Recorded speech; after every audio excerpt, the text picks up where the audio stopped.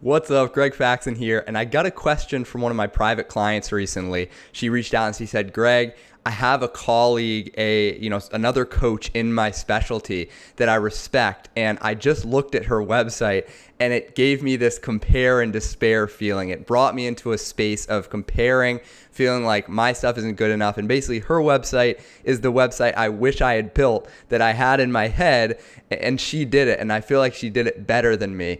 And what do I do? Because now it's draining my energy, and I want to use this as an opportunity and not just see it as a threat. So here is my answer to you, my private client, and also to the rest of my audience, because I know that a lot of coaches go through this. Okay, a lot of coaches go through this. And usually when it happens is when we're not executing the way we need to execute. The times in my business where I've been focused on looking at other coaches' sites and thinking, oh, isn't that cool what they're doing? And it looks like they're successful. And how can I take what they're doing and apply it to what I'm doing and kind of try to imitate it?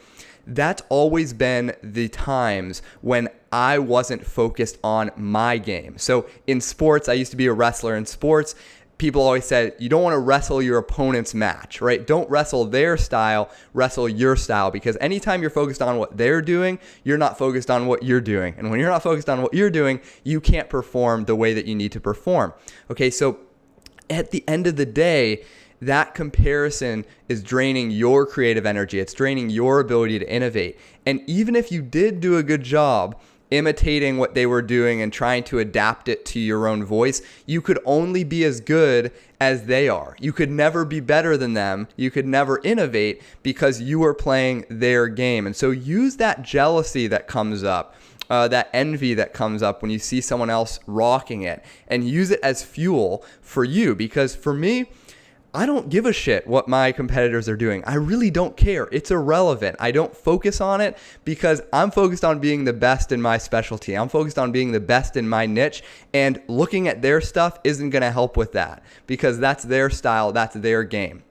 Okay, so I want you to come back to what do you need to be executing on right now that you're not? Because oftentimes, kind of in the inner game of entrepreneurship, right, in the mental game, your opponent is not your competitors. It's not the other people in business around you. It's yourself, right? It's your insecurities. It's your fear. And so sometimes when you see a competitor and it seems like they're being super successful and they're doing the things that you want to do and they're almost doing it the way that you imagine doing it, that's going to bring out insecurities like, I'm not good enough.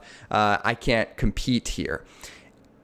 Instead, focus on what your style is, what your game is, and focus on executing. If you're in action and you're busy and you're clarifying your vision and you're focused on delivering for your existing clients in a new, innovative way, attracting clients to you who would be a great fit, converting the clients who are interested in doing better in all those three areas, you won't have time to look and worry about what other people are doing. And the truth is, there's enough business, there's enough clients for everyone. If people are good at articulating what makes them different and their sweet spot, there are enough clients for everyone. And that's the abundance mindset that you need to be successful as a coach. When you fall into a scarcity mindset, feeling like there aren't enough clients, there isn't enough money, so anyone who launches a website that could potentially compete with mine is a threat, that is going to be very, very draining and will bring up fear and anxiety for you. But when you feel like there's enough clients for everyone, I have to focus on